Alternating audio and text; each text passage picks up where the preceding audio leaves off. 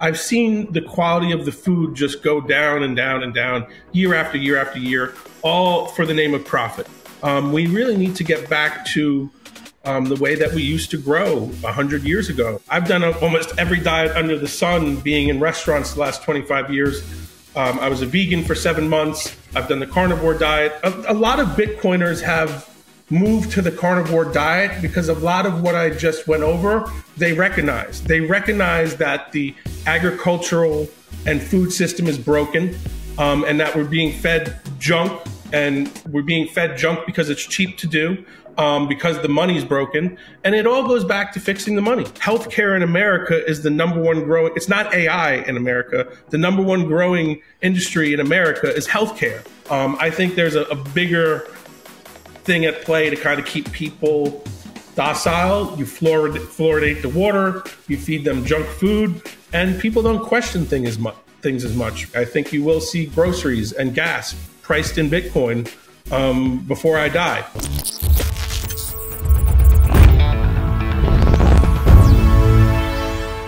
So today we're talking to Christopher Abate. He's a Bitcoiner and he's been in the food service for many years, upgrading food systems and services to the Bitcoin standard. You're involved with regenerative foods. Could you briefly explain what that actually means? So regenerative foods and regenerative agriculture are foods that are grown like our ancestors used to grow food 100, 150 years ago. Rotational grazing, using proper soil and water management skills. Right now, our agriculture, especially in America here, is majority of monoculture, where we grow corn, soy, wheat. It's all subsidized basically from the government, and it's industrial slop at the end of the day. It's all used to make seed oils. It's all used to feed factory farms and cows. And nothing is really done, we can call sustainable all day, but nothing's really being done to regenerate the soil. So regenerative agriculture is all about supporting farmers and ranchers that practice these old age regenerative practices where you're taking care of the land. You're making sure that the soil is at the forefront of agriculture. Right now with monoculture, we continuously till the ground and grow the same thing over and over, where the soil basically turns to a sand and it has no nutrients in it.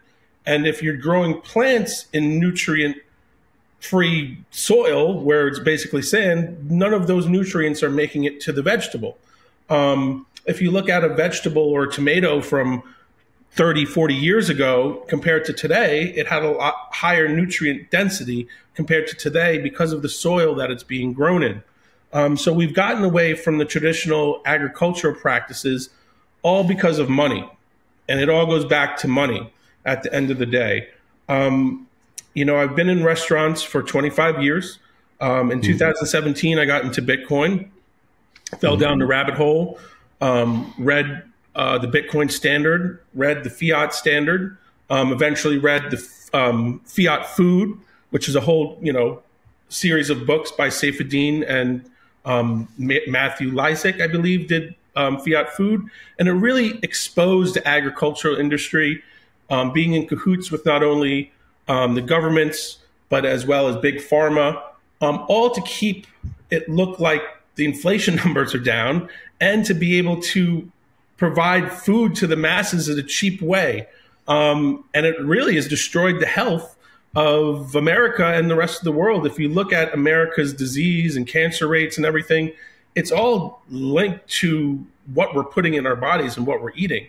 And especially since the 70s, this has gone into hyper overdrive with the amount of seed oils that we're eating, the amount of sugar that we're putting in our body, and less protein. Yeah, I mean, that's what regenerative foods are to me.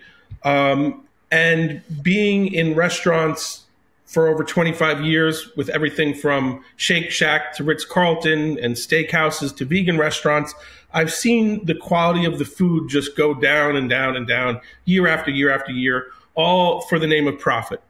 What used to, get great prosciutto de Parma and these luxury resorts are now just getting your average day shit that anybody can really make. Nothing's exclusive really anymore in the food industry. There is, but you have to pay a really steep price for these, what we should be just called foods, but we have to label as regenerative organic foods to show that it's not massively produced. It's not sprayed with glyphosate. The cow doesn't come from a factory farm where it's tripping over and eating its own shit for its entire life.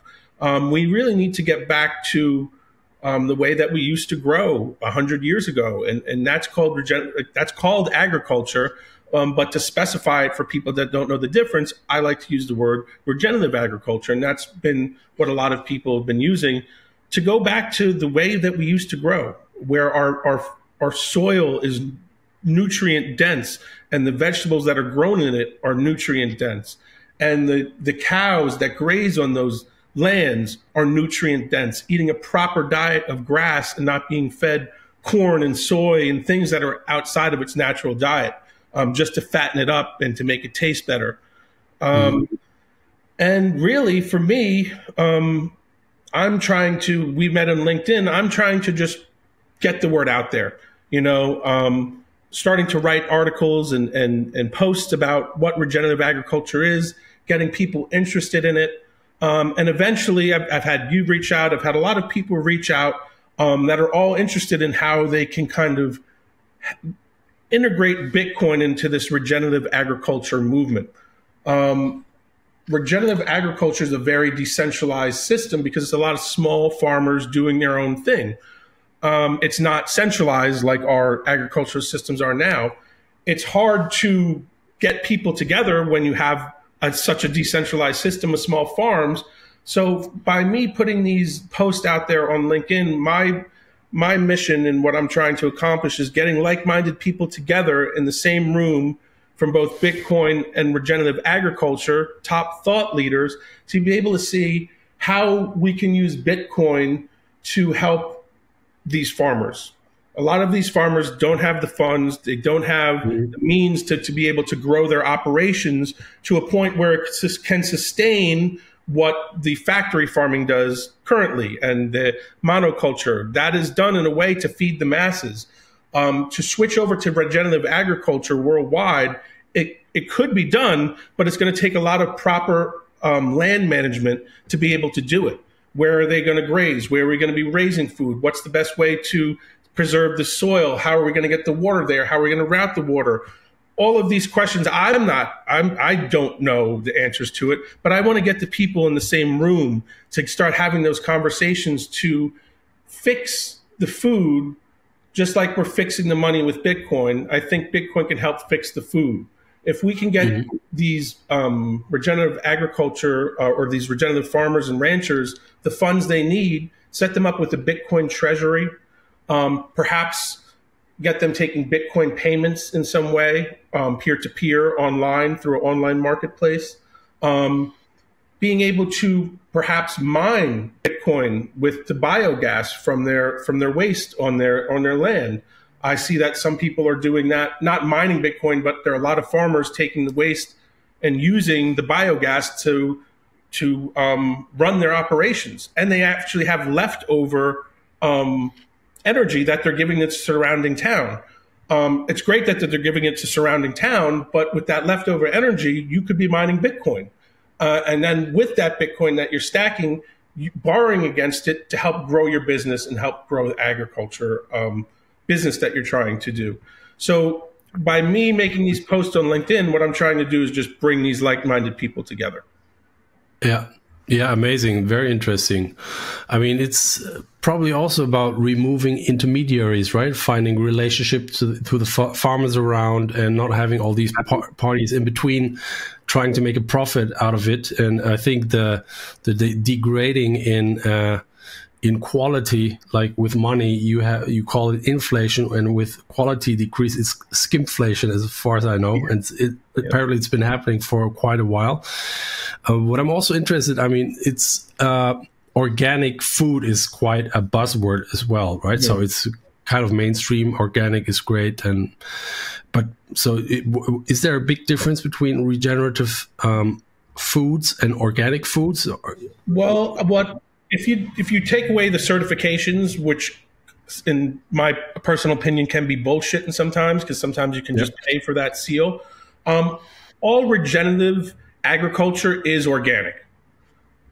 Organic agriculture is something that isn't sprayed with pesticides, doesn't have any herbicides on it, and is non-GMO.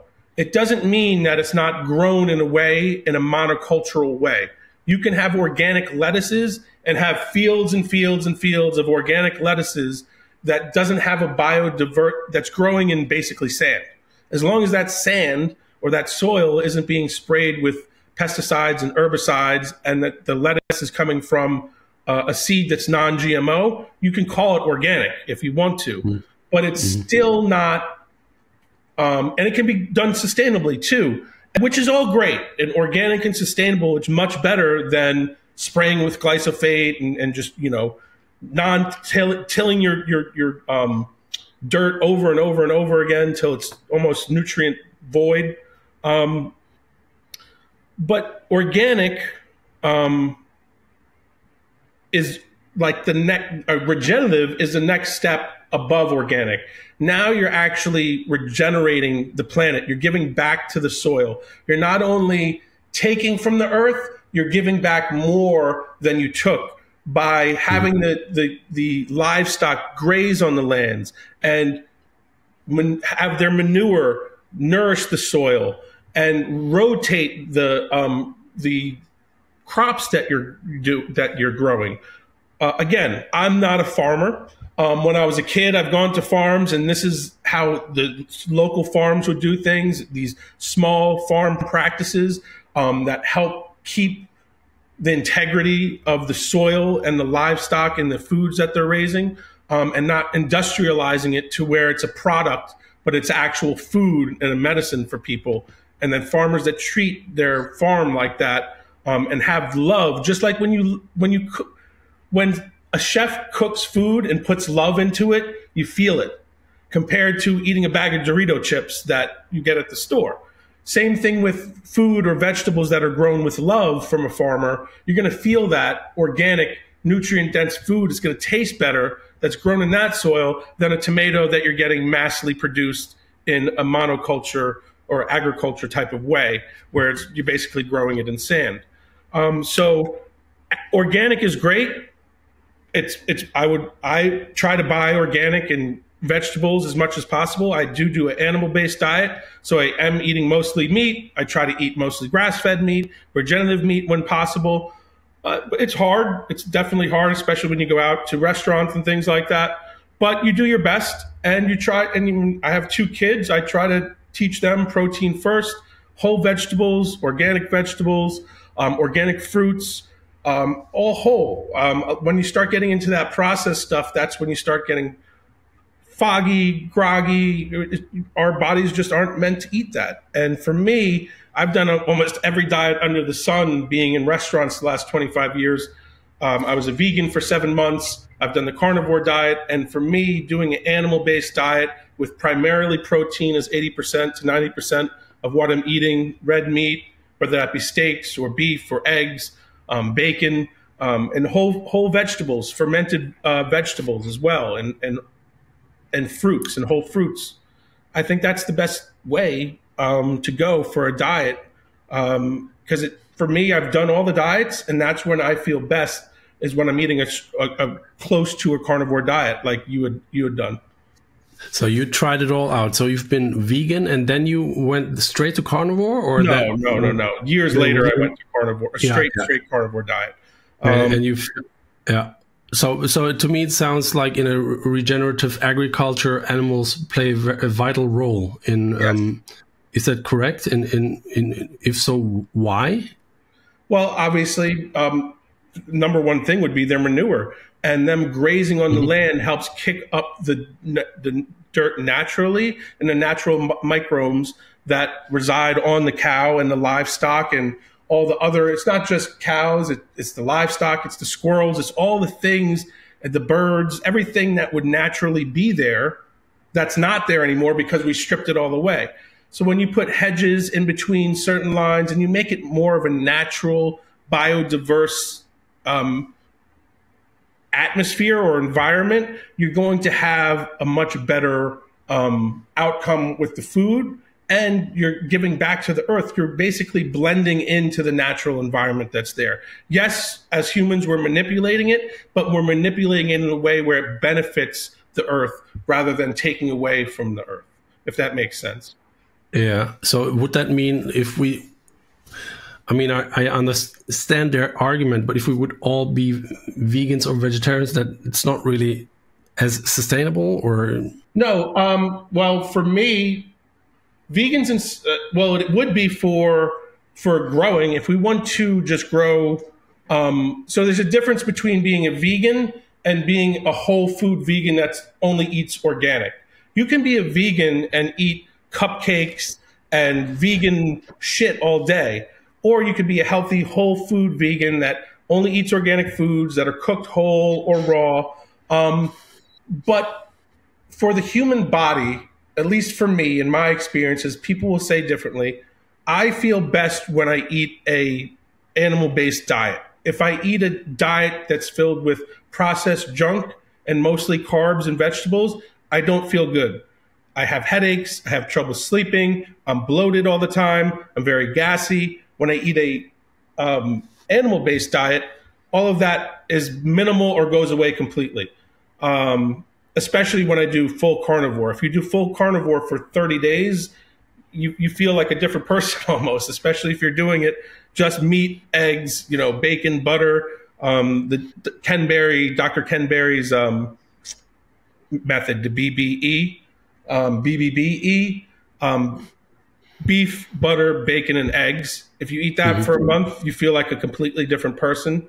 And if a lot of Bitcoiners have moved to the carnivore diet because a lot of what I just went over, they recognize that the agricultural and food system is broken, and that we're being fed junk, and we're being fed junk because it's cheap to do, because the money's broken. And it all goes back to fixing the money at the end of the day. Our food system's broken.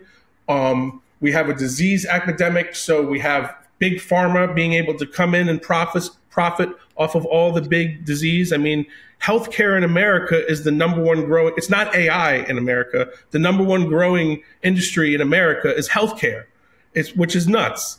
It's growing faster than AI because of all the disease and illness that we have in this country. It's disgusting. It's still growing. It's still growing. I mean, AI is new, but healthcare is old, so it's still growing. Still growing. And I mean, I'm sure you saw in the news the Luigi character a few weeks ago taking out the CEO of United Healthcare right in the middle of Manhattan.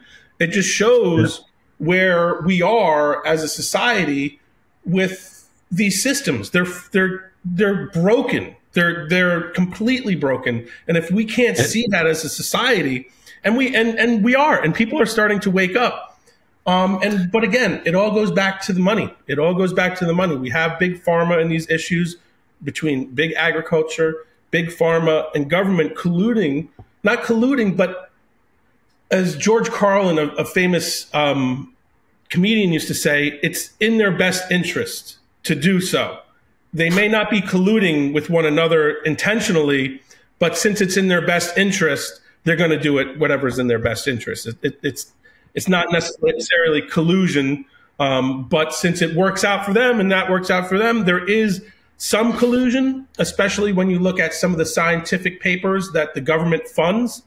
So when they point to a certain scientific paper, 9 times out of 10, it's funded by the government. So they're going to write it in a way that's going to be in favor of what the government wants. The government isn't going to give you money or continue to... or the industry, Exactly. And I mean, and we're even going towards synthetic food, and they're buying out farmers. And at the moment, there's a big attempt to even centralize it even more. And so I totally agree. I mean, I was never that deep into that subject, but something is going wrong, and I guess we need to look more about where we get the food from, and not buy in the big supermarket chains. But I think it's also difficult. You know, I live in Berlin. It's a huge city, so I live in the middle of the city as well, so it's expensive. So yeah, you're working on upgrading these food systems. So yeah, how do you do that? Well, you raise awareness to it. You know, I did have a consulting company that wasn't too successful because it's really hard it was a consulting company for restaurants to be able to accept Bitcoin, create a Bitcoin loyalty program, pay their wages in Bitcoin if they wanted to, perhaps mine Bitcoin with their extra waste from their fryers. Just being able to plug into the Bitcoin network and having that Bitcoin treasury in any way. And so you're trying to really tie it. Sorry, you're really trying to tie it to Bitcoin payments. Just the network in general. There's different ways to be able to use the Bitcoin network, depending on the industry that you're in. For me, the Bitcoin network is a chain of truth and freedom. If technology is to be built on top of that, which I feel it will be, you can have trains, you know, a lot of people want to see the transparency in their food chain. So if you're able to stamp on the blockchain, you know, my food was processed here, it went to the slaughterhouse here, it was then shipped there, it then went to the store here, or was delivered directly to me, you could see that stamped on the Bitcoin blockchain with data. And I think that technology is eventually going to be there. But taking that first step for restaurants is either accepting Bitcoin as a payment, either establishing a Bitcoin treasury. There are now NFTs and certain tokenized assets that you can do loyalty points or gated access for some of your loyal customers that might be able to get certain menu perks or things of that nature. There's so many different possibilities with Bitcoin and the surrounding technologies. I myself, as a Bitcoiner, I don't think Bitcoin is the only technology that should be using blockchain. I think that there are other surrounding technologies that can support Bitcoin. For instance, I look at Ethereum as a testnet of what can be built on top of Bitcoin using Bitcoin as the base layer currency.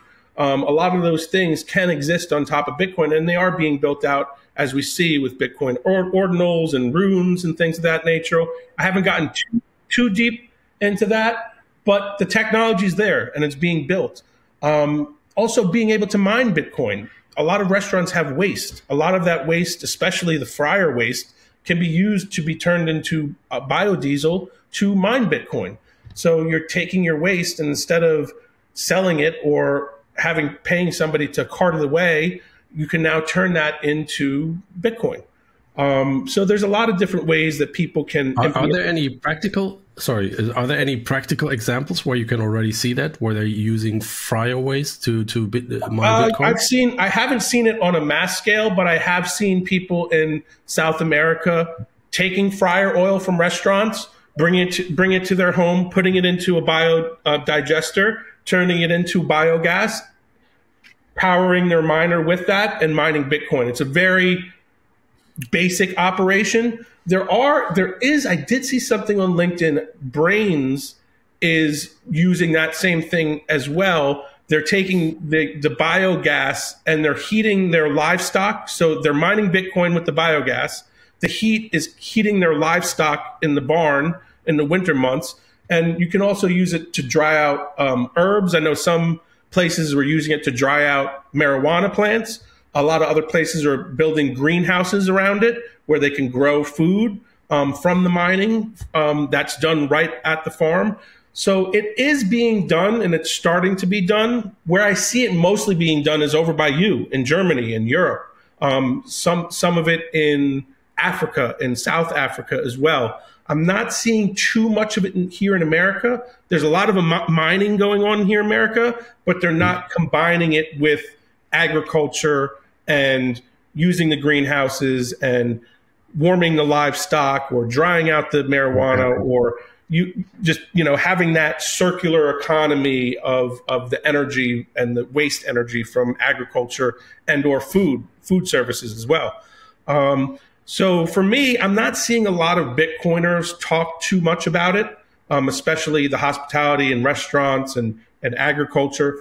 So I'm just trying to spread the word. So when I say I'm trying to upgrade food systems and food services, I'm trying to make those aware about it because there are not many people aware of the benefits of what Bitcoin is and how they could implement it into their specific industry.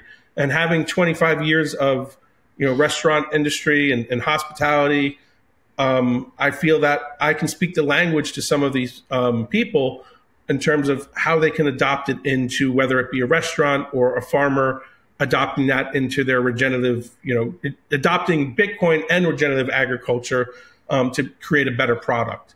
It's really hard for a lot of farmers because they're caught in that money trap. They're either getting subsidies to grow a certain vegetable or a certain type of vegetable. In Germany, they're even getting subsidies to not grow anything on their land. And I mean, they're even, I think, even globally actively trying to decrease meat consumption. Yep. It's a very interesting topic. I mean, I'm trying my best myself, and I'm trying to order from like organic farmers from outside of Berlin, and they are trying to remove all the intermediaries. So I think it's a lot about removing unnecessary intermediaries, and maybe at some point a certain protocol can help us connect in an efficient way. But I also think like, I never cared about seed oils, but now I also think seed oil is probably a very bad idea, and you hardly can get it out of anything. Yeah. So I'm trying to not eat them at all. But if you go out to a restaurant, it's basically impossible. Yeah. And I tried to order tallow here in Germany, and it was very difficult. I had to search for a long time. So really?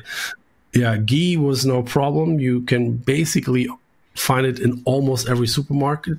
But tallow, at some point I found something on Amazon, but and it's more expensive. So once you start frying with tallow, and I think it would be probably a good idea to have a restaurant like that, but I don't see any of them here. Do you see those examples in New York? They are very niche, but there are restaurants in New York, New Jersey, LA, big major cities and around surrounding areas that do have seed oil free restaurants that will fry in beef tallow. There's a certain app, I think it's called the Seed Oil Scout or something like that. And they have a map basically of all the restaurants and retail areas that have seed oil free or seed oil friendly, where they'll cook in butter for you instead of the oil, or, they're cooking in beef fat in their fryers instead of a seed oil. Like if you go back to the 80s, that's what McDonald's here in America was using, was beef tallow. That's what originally was cheaper at one point. It's when the government started subsidizing all of these vegetables to be heart healthy, because all of the American Heart Association is getting paid off to say, hey, let's make some scientific research that says vegetables are healthy and it's the animal fats that are bad. So we can start feeding people this sludge, which is cheaper to produce, rather than feed them the good stuff that's not going to be good for them. It also keeps them docile. I think there's a bigger thing at play to kind of keep people docile. You fluoridate the water, you feed them junk food, and people don't question things as much. Once you start eating a proper human diet, you start to have some of this clarity come, and you start to seek answers and seek truth. And you realize that, our food system is complete shit, and it's all because of money. And I think that Bitcoin can help fix that. And if we can get restaurateurs and farmers and ranchers to start to understand the benefits of Bitcoin as not only having it as a treasury, but how they could implement it into their industry as a whole, it's just going to benefit the world in general. Better food, healthier people, better financial system. a thriving economy that's circular, rather than centralized and, being money extracting from the few elite people, and the government trying to hide inflation, by subsidizing certain foods and crops, and literally demonizing red meat. You had the mayor of New York City saying that, we're going to take meat out of schools. Like, you're literally demonizing something that humans have been eating for our entire evolutionary, hundreds of thousands of years, if not millions of years, as we evolved. It's what we are meant to eat. Some people may find that different or feel differently if they eat vegetables. That's on them. But from my personal experience, seeing vegans, I've known vegans that went from being a vegan to a carnivore, and just their health 180.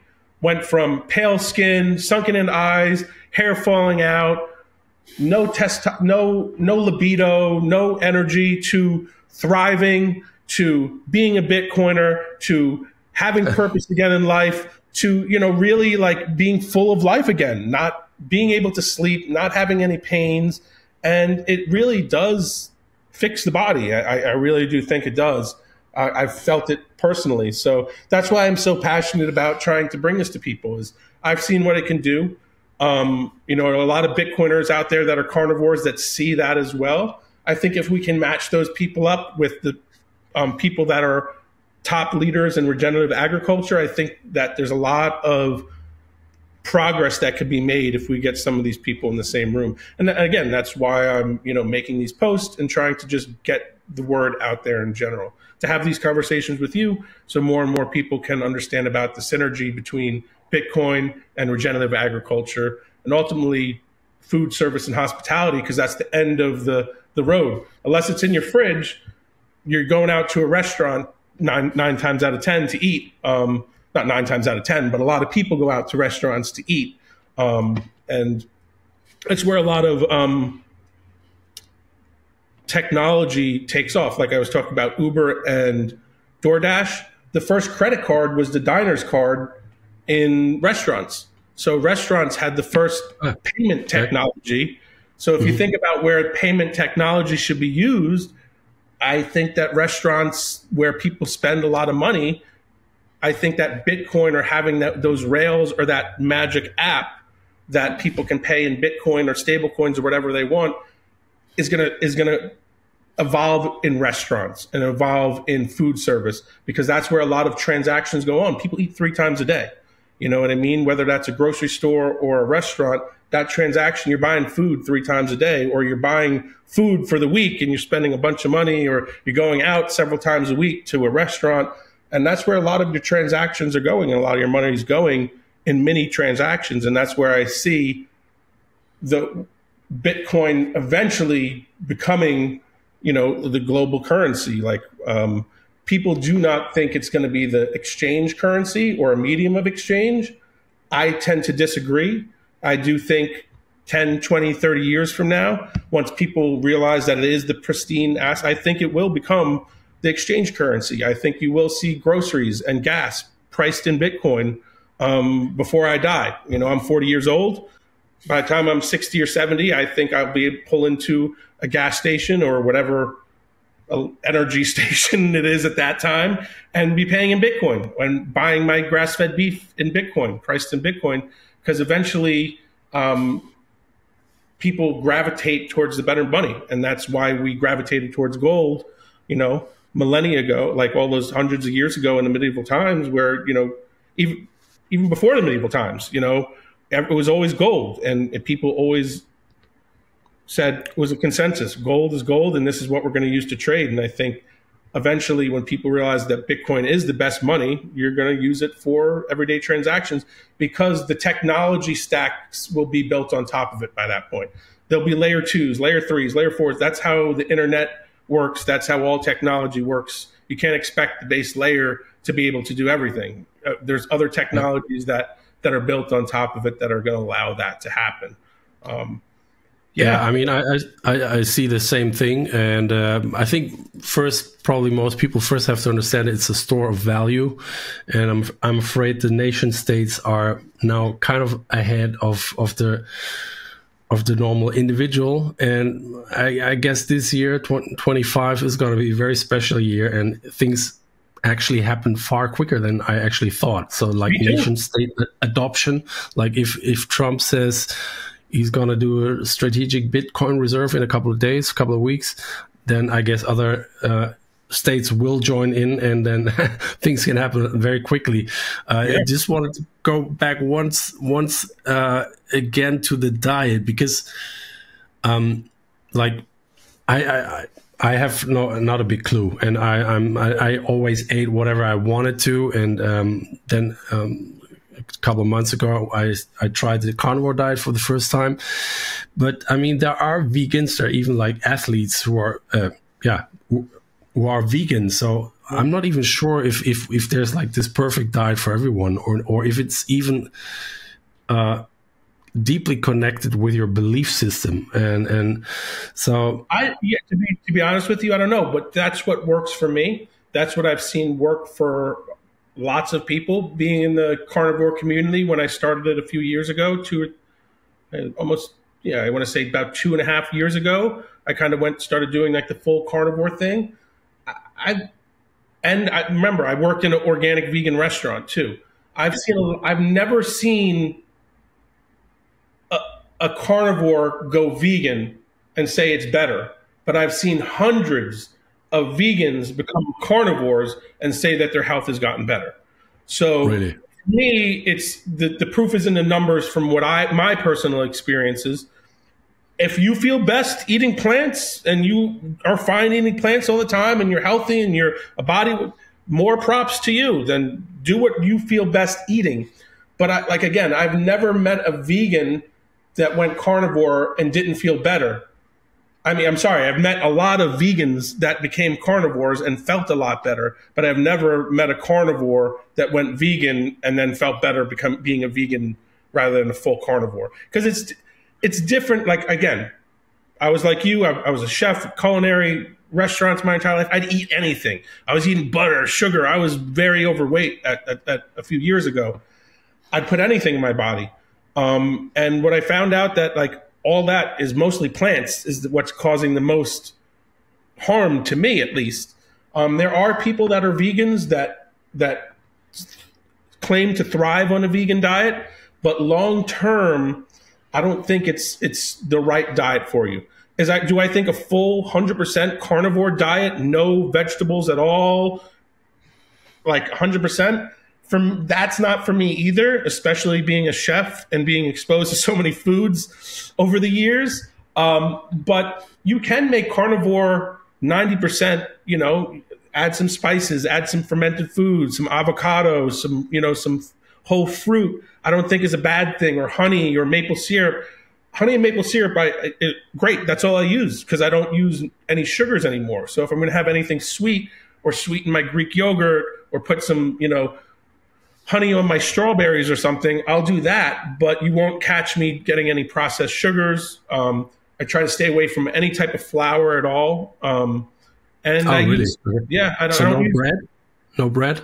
I do, but I shouldn't. Like, I will try to stay away from bread as much as possible. When I did the carnivore diet for the 90 days, when I first did it, I didn't have any bread. I didn't have any very minimal vegetables and everything like that. I don't know if you're familiar with the work of Paul Saladino, but I do follow his diet very, closely. So yeah, including fruits and honey and fruits, honey, and certain honey, raw organs and do I follow that strictly? No. If it's a birthday, am I going to have a piece of birthday cake on my daughter's birthday? Yeah, I got to live life too as well. But you got to remember that piece of cake, if I'm not making it with organic ingredients and eggs and butter and grass-fed butter and stuff, it's probably filled with a lot of soy, lectin. It's probably filled with a lot of seed oils and really refined sugars and preservatives and a lot of nasty shit.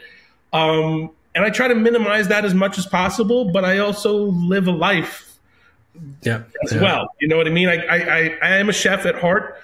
I grew up culinary. That's my thing. I'm Italian. I grew up with an Italian grandmother, always cooking.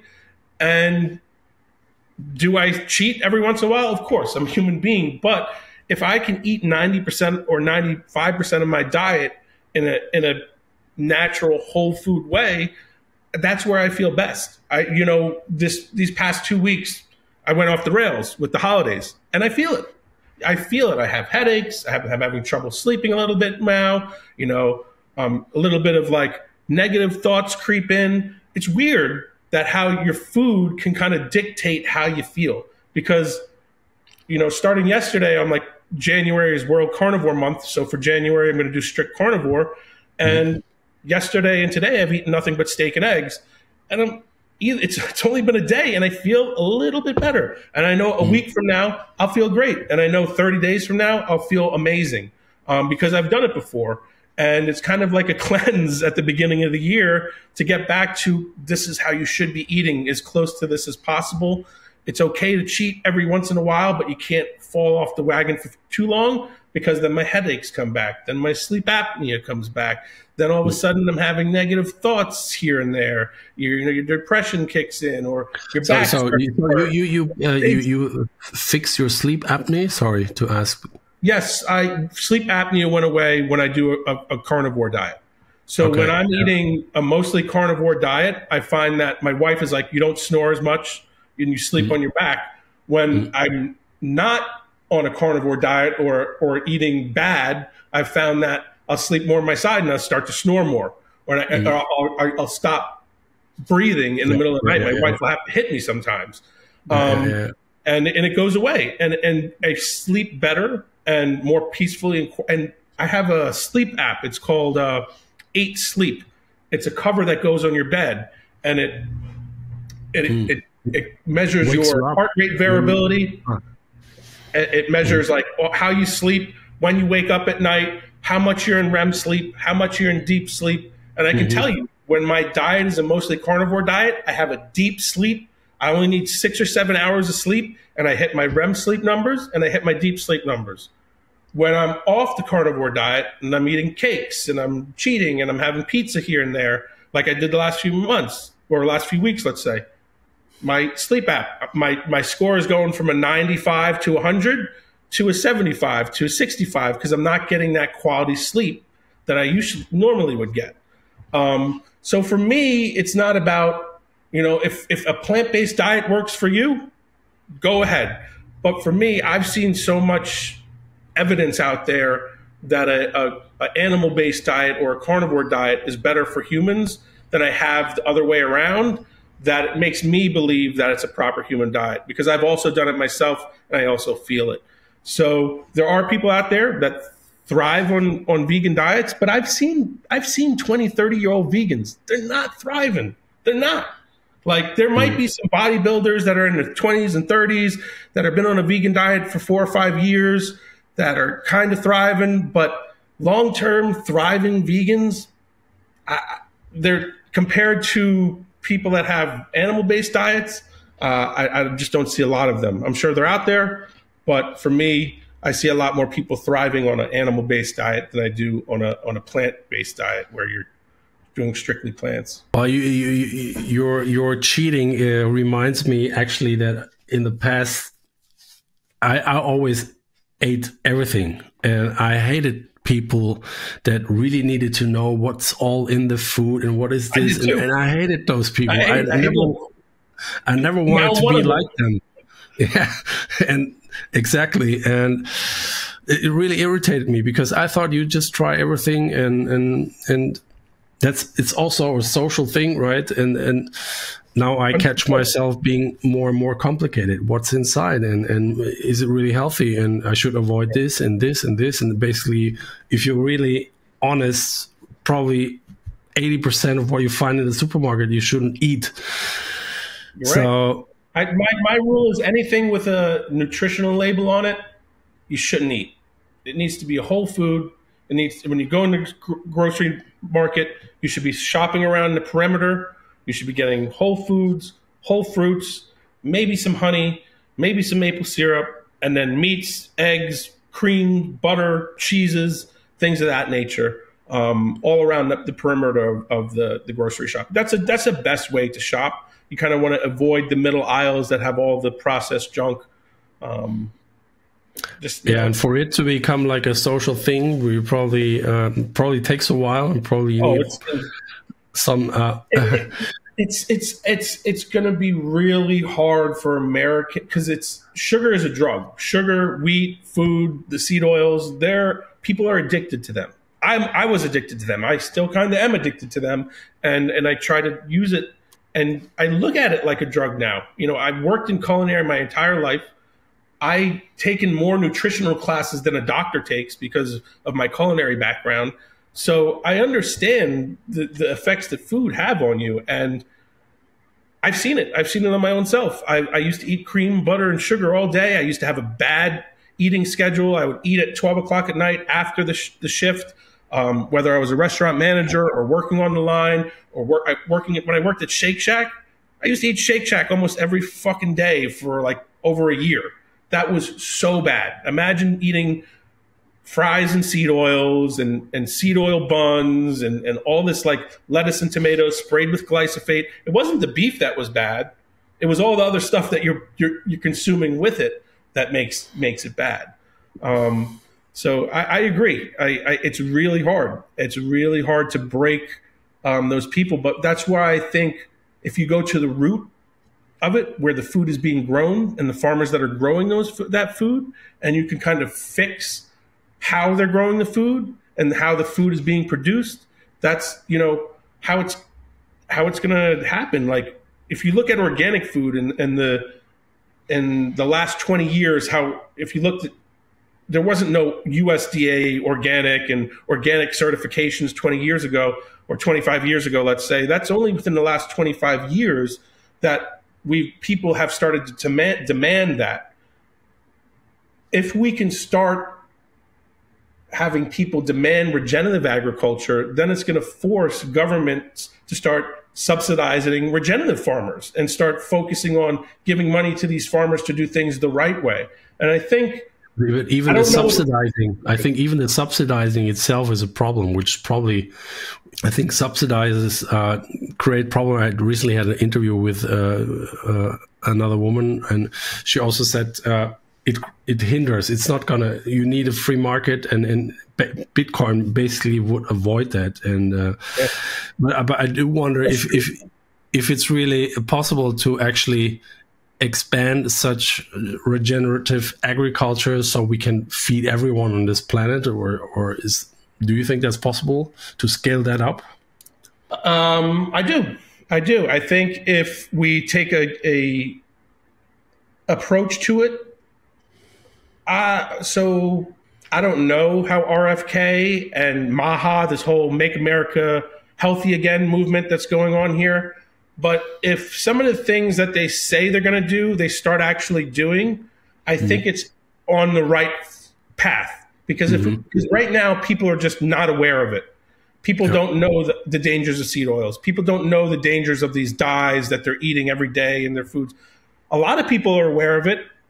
Most people aren't. But I can tell you, the amount of people that are aware of it now compared to 5 years ago has doubled in America, if not tripled, because it's becoming more mainstream. And I think RFK really, I hope he really kind of drives it home and starts taking that approach and putting the people that in places that understand regenerative agriculture. From my understanding, one of the cabinet picks or somebody that they were going to put as for the Department of Agriculture understands regenerative agriculture.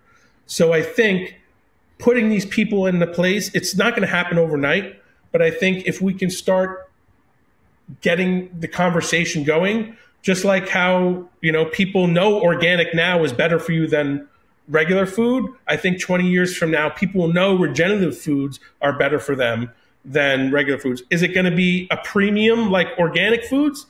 Most likely it's probably going to, 20 years from now. And that's what sucks. Can we get to the point where there's no premium for it? That's where Bitcoin steps in. You know what I mean? That's where I think Bitcoin can help with setting up funds for these farmers to be able to borrow and grow against. If we have funds set up for these farmers where they can say, hey, I want to grow my operation, can I borrow against the Bitcoin fund? And I'm going to produce, this regenerative agriculture, and I'm going to do everything in ordinance for whatever the fund specifies, however, it needs to be grown this way. If to be eligible for the fund, your farm has to have these, whatever it is. Farmers will be able to borrow against Bitcoin funds that have been set up by people that want to see this happen. Because whether it's the government giving subsidies or it's people funding it, somebody has to fund it, because the farmers can't fund it themselves right now. The money needs to come from somewhere, and that needs to come from a public that's aware of what's going on, that wants to demand this. And I think over in Germany, I was speaking with somebody last week. It's How to Aquaculture. Are you familiar with them? What's it called? It's called, let me put up, How to Aquaculture. It's an initiative in Germany. They're developing the Bitcoin Soil Fertility Investment Fund. Their goal is to make regenerative agriculture more independent and sustainable by leveraging Bitcoin-based financial models. So, no, I haven't heard of it yet, but it sounds interesting. I'll connect you with them. I'll send that information over to you. But again, this is all coming about by me doing the posts on LinkedIn, connecting people, getting the same people on board, and just getting the information out there for more people to understand it. Yeah, very interesting topic. A lot to investigate and improve still. I'm also at the beginning of my journey, and Bitcoin actually brought me into that. Bitcoiners at Bitcoin meetups, where for the first time I heard that. Well, now it was basically Jordan Peterson that I heard for the first time that there's actually a carnivore diet. But talking to those Bitcoiners on the meetups kind of helped me to actually enjoy meat and not feel guilty, So, yeah, I think it's a very interesting field you're working in. And thanks so much for the input. At the end of the podcast, I usually ask the Bitcoiners, if you would have 30 seconds, the time of the attention of someone who is listening to you and he's a newcomer and he has no idea, what would you tell him about Bitcoin that could maybe orange pill him? That's an interesting question.